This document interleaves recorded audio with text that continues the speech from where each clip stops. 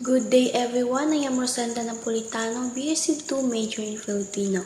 I am one of the discussants today and my topic is the continuation of the report of Mr. Mark Gio, Chapter 25, The Martyrdom of Bagumbayan. So in the last hours of Rizal, he wrote two letters, the first addressed to his family and the second to his older brother Pasiano, followed by his sisters. So the message of the letters of Rizal addressed to his family: I ask you for forgiveness for the pain I caused you, but someday I shall have to die, and it is better than that I die now in the plenitude of my conscience. Dear parents, brother and sisters, give thanks to God that I may preserve my tranquility before my death. I die resigned, hoping that with my death you will be left in peace. It is better to die than to live suffering. Console yourselves. I enjoin you to forgive one another the little meaningless of life and try to live united in peace and good harmony. Treat your old parents as you would like to be treated by our children later. Love them very much in my memory. Bury me in the ground.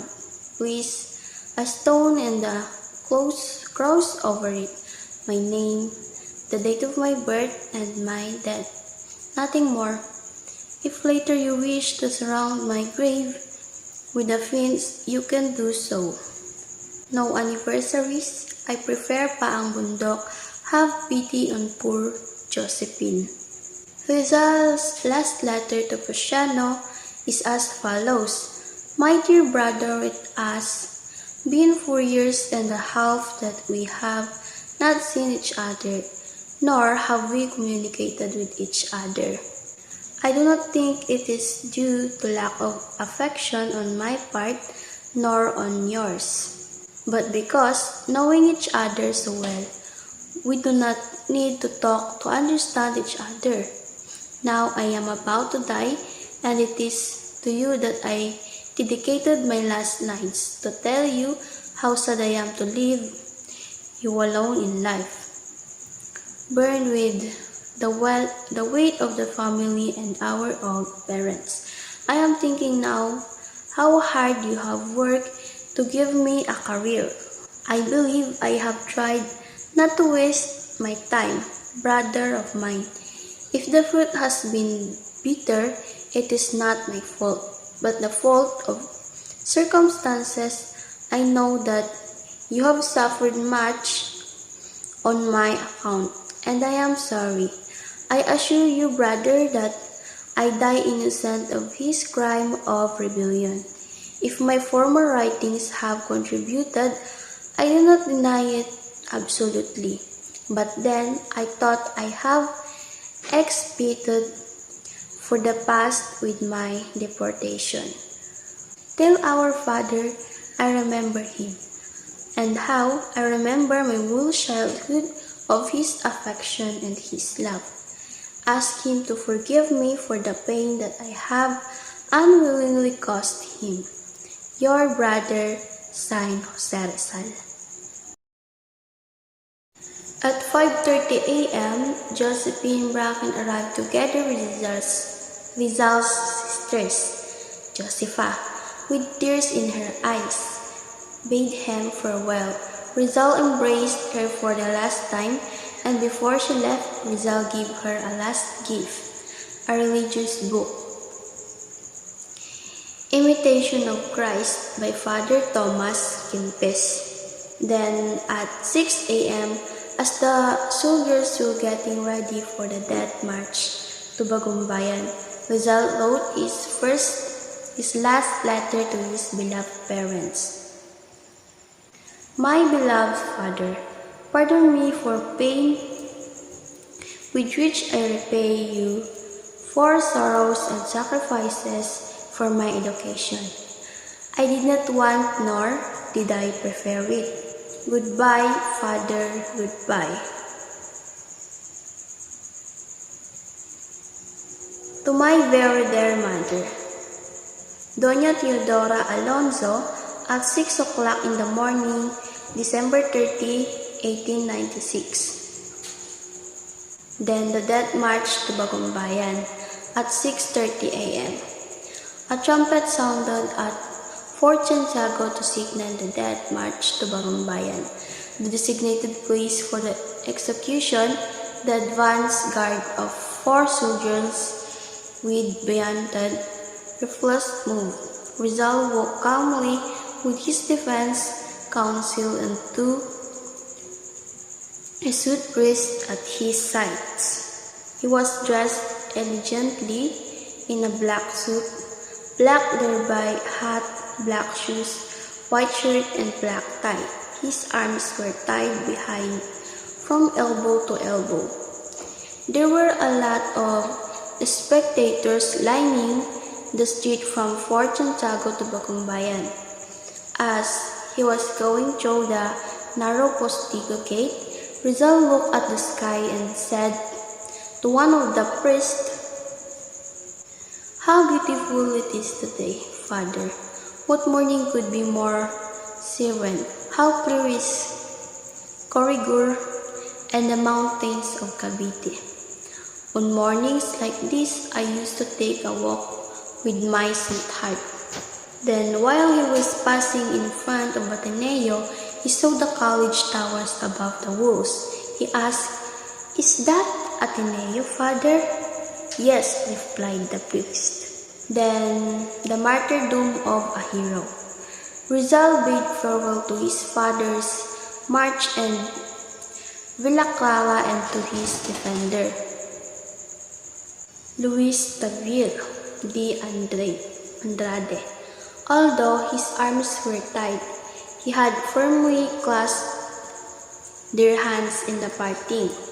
One of the priests blessed him and offered him a crucifix to kiss. He requested the commander of firing squad that he be shot facing them. His request was denied, for the captain had implicit orders to shoot him at his back. So a Spanish military physician, Dr. Felipe Ruiz Castillo, asked his permission to feel his pulse. He was amazed to find it normal, showing that Rizal was not afraid to die. The death rattles of the drums filled the air. Above the drum beats, the sharp command fire was heard, and the guns of the firing squad barked.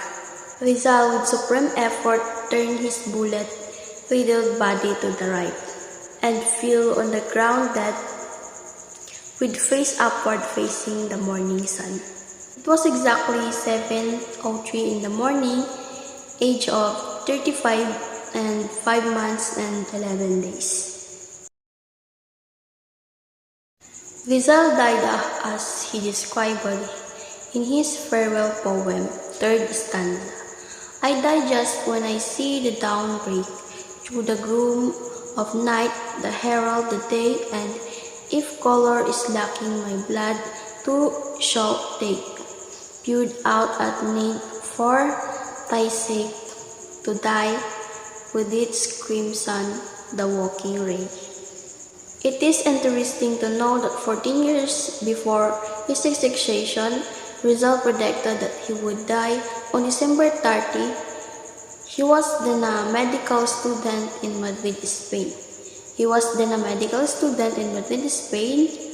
That the entry in his diary reads as follows: January 1, 1883.